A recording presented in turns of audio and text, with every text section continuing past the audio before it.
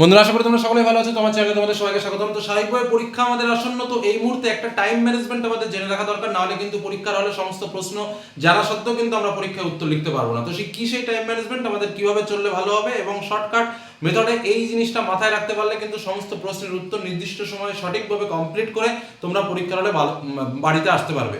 তো আমি সেই সিস্টেমটা তোমাদের একটু বলে দিচ্ছি। অনেক ছাত্রছাত্রী জানো, আবার অনেকে জানো না। যারা জানো না তারা অন্তত এই সিস্টেমটা মেনটেন করে চলো। প্রথম কাজ, আমি তোমাদের বোঝানোর সাথে আমাদের প্রশ্নগুলোকে পরপর আমি একটু সাজিয়ে নিয়েছি, কারণ আমাদের প্রথমে এমসিকিউ, তারপরে যথারীতি এসএকিউ, 3 দাগে আমাদের 3 মার্ক প্রশ্ন, 4 দাগে আমাদের 5 মার্কের প্রশ্ন যেটা গল্প থেকে, 5 দাগে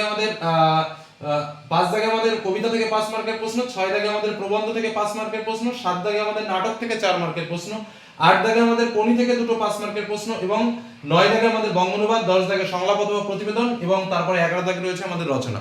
আমাদের যেটা টার্গেট রাখতে হবে, মূলত মেইন টার্গেট, সেটা হচ্ছে আমাদের প্রথম ঘন্টার মধ্যে কিন্তু এমসিকিউ এবং এসএকিউ এর পার্টটা কিন্তু কমপ্লিট করে ফেলতে হবে। শুধু মাথায় রাখবে, এমসিকিউ প্রশ্নে পূর্ণ বাক্যে লিখবো না, শুধুমাত্র দাগ নম্বর দিয়ে উত্তর যেটা আছে সেই উত্তরটাই লিখবো। এসএকিউ প্রশ্ন আমাদের যেগুলো রয়েছে সেগুলো কিন্তু পূর্ণ বাক্যে উত্তরটা লিখবো, একদম যা বলবো ঠিক তাই করবো। হলো? এবং এই প্রথম কাজটা কিন্তু আমাদের প্রথম 1 ঘন্টার মধ্যেই করে ফেলতে হবে। প্রথম 1 ঘন্টা মানে প্রথম 15 মিনিট যেটা আমাদের পড়ার টাইম দিল, সেই পড়ার টাইম বাদ দিলাম, তারপরে যথারীতি প্রথম ঘন্টা অর্থাৎ প্রথম 1 ঘন্টা পড়ার আগে কিন্তু আমার এই এমসিকিউ এবং এসএকিউ এর পার্ট যেন আমাদের কমপ্লিট হয়ে যায় সেদিকে লক্ষ্য রাখতে হবে। বরঞ্চ কমপ্লিট হয়ে পরের স্টেপ শুরু করে দেওয়াটা ভালো। হলো? এটা কিন্তু আমাকে প্রথম এই কাজটা করতেই হবে। সেকেন্ড পার্ট আমাদের যেটা মূলত সবথেকে টিপিক্যাল পার্ট এবং আমাদের সবথেকে পরিশ্রমী পার্ট যেটা, সেটা কিন্তু আমাদের সেকেন্ড আওয়ার। এই সেকেন্ড আওয়ারই কিন্তু তোমার মূল ব্রড টাইপের কোশ্চেনগুলোকে অ্যান্সার করতে হবে, যার জন্য মাথা ঠিক রেখে প্যারা ভিত্তিক, পয়েন্ট ভিত্তিক, পরিষ্কার পরিচ্ছন্নভাবে উত্তর লেখা শুরু করবে এবং লিখবে। প্রশ্নে যা চেয়েছে তাই লিখবে, প্রশ্নের বাইরে অতিরিক্ত তথ্য দেওয়ার চেষ্টা করবে না। বাংলা মানেই এক গাদা লেখা নয় যে আমি প্রচুর প্রচুর লিখলাম আর প্রচুর প্রচুর নম্বর পাবো, না, সেটা কিন্তু নয়। বাংলার প্রশ্ন যেটুকু চেয়েছে ঠিক প্রশ্নের যেটুকু উত্তর হয় ঠিক সেটুকু উত্তরই লেখার চেষ্টা করবে, তাহলেই কিন্তু ভালো মার্কস আসবে। এটা কিন্তু মাথায় রাখবে। তো স্বাভাবিকভাবে সেকেন্ড ক্ষেত্রে 3 মার্ক, 5 মার্ক এবং 3 মার্কের প্রশ্ন গল্প থেকে একটা লিখতে হবে, কবিতা থেকে একটা লিখতে হবে।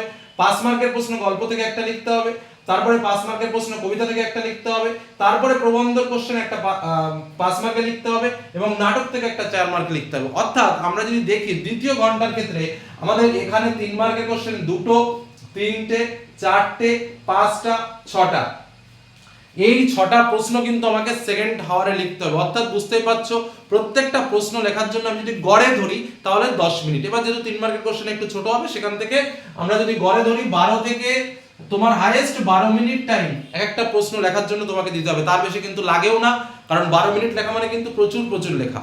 তাহলে হাইয়েস্ট আমি এই 12টাকে টার্গেট রাখবো না, হাইয়েস্ট আমি 10 মিনিট টার্গেট রাখবো এক একটা প্রশ্ন লেখার জন্য। সে 3 হোক আর 5 হোক, 10 মিনিট লেখা মানে কিন্তু অনেক লেখা। 10 মিনিট লেখা মানে কিন্তু সেই 2 পৃষ্ঠা হয়ে যাবে পরীক্ষার হলে। আর পরীক্ষার হলে তো একটা মানে স্পিড আলাদা থাকে। তো স্বাভাবিকভাবে সেকেন্ড আওয়ারে কিন্তু আমাদের এই কাজগুলো কমপ্লিট করতে হবে এবং কোনির আগ পর্যন্ত আমাদের কমপ্লিট করতে হবে কিন্তু সেকেন্ড ঘন্টায়। তাহলে কিন্তু আমাদের লেখাটাকা ঠিকঠাক ভাবে যাবে। 3 নম্বর ঘন্টায় আমাদের প্রথম কাজ হচ্ছে কোনির দুটো প্রশ্নের উত্তর লেখা। হলো?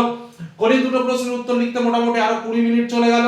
তারপরে যথারীতি বঙ্গানুবাদে আমি আরো 10 মিনিট ধরলাম, তারপরে সংলাপে আমি আরো 10 মিনিট ধরলাম।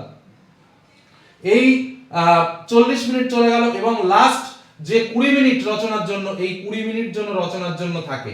কারণ রচনা লাস্টে 10টা মার্ক, সেই 10টা মার্কের জন্য ফাঁকি ঝুঁকি যেন না হয়। আরেকটা কথা বলি, যদি কোনো কারণবশত দেখো যে রচনাতে শেষ করতে পারছো না, তাহলে হাফ লিখে ছেড়ে দেবে না, অন্তত যেটুকু পারো লিখবে, লাস্টে উপসংহারটা লিখবে। অন্তত প্রথম সূচনা 3-4টে পয়েন্ট, তারপর অন্তত উপসংহার লেখার চেষ্টা করো। মানে পয়েন্ট মিডলেরটা কমে দাও, কিন্তু ভূমিকা এবং উপসংহারের পার্টটা যেন থাকে এবং লাস্টের দিকে একদম ছক্কা পাঞ্জা না করে মানে এমনভাবে লেখো যে না আমি শেষ করেছি নির্দিষ্ট টাইমের মধ্যে। এটাও কিন্তু একটা রচনায় এক্সট্রা নম্বর পাওয়ার বেনিফিট তোমাদের বলে রাখলাম। তবে এই যে টাইম ম্যানেজমেন্ট আমি দিলাম, এক্ষেত্রে 20 মিনিট রচনা লেখা মানে যথেষ্ট। এক একটা পয়েন্টে যদি আমি 3 মিনিট বা 4 মিনিট করে ধরি, সেখানেও আমার 5-6টার উপরে সুন্দরভাবে পয়েন্ট আউট করে আমি দিতে পারবো। ভাবি কতটা লাগে না, 20 মিনিট রচনা লেখা মানে বিশাল ব্যাপার। বা এখান থেকেও আমাদের টাইম বাঁচবে, এখান থেকেও আমাদের এক্সট্রা টাইম বাঁচবে। কিন্তু হাইয়েস্ট আমি যে টাইম টেবিলটা তোমাদের দিয়েছি, এটা হলো হাইয়েস্ট টাইম টেবিল, বা এর থেকে বেশি কিন্তু তুমি যদি লাগানোর চেষ্টা করো তাহলে কোনোভাবে পরীক্ষা শেষ করে আসতে পারবে না। বরঞ্চ এই যে আমি সিস্টেমটা বললাম, এই সিস্টেমে যদি এগোও তাহলে দেখবে পরীক্ষা তো শেষ হচ্ছে, বরং আরো 5-7 মিনিট আগে তুমি শেষ করতে পারছো, মাথাটা রিল্যাক্সফুল ভাবে তুমি কাজ করতে পারছো। কারণ পরীক্ষার হলে শুধুমাত্র লেখাটা ফ্যাক্টর নয়, প্রশ্ন উত্তরটা লেখা ফ্যাক্টর নয়, টাইমলি শেষ করাটাও কিন্তু একটা ফ্যাক্টর, এটাও কিন্তু নম্বরের একটা গুরুত্বপূর্ণ হাতিয়ার। তো এটাই হলো মূল কথা, এটাই তোমাদেরকে বলার ছিল, এটাই তোমাদের শেয়ার করলাম। আশা করি এইভাবে কাজ করবে। বোঝা গেল কি বললাম? ধন্যবাদ।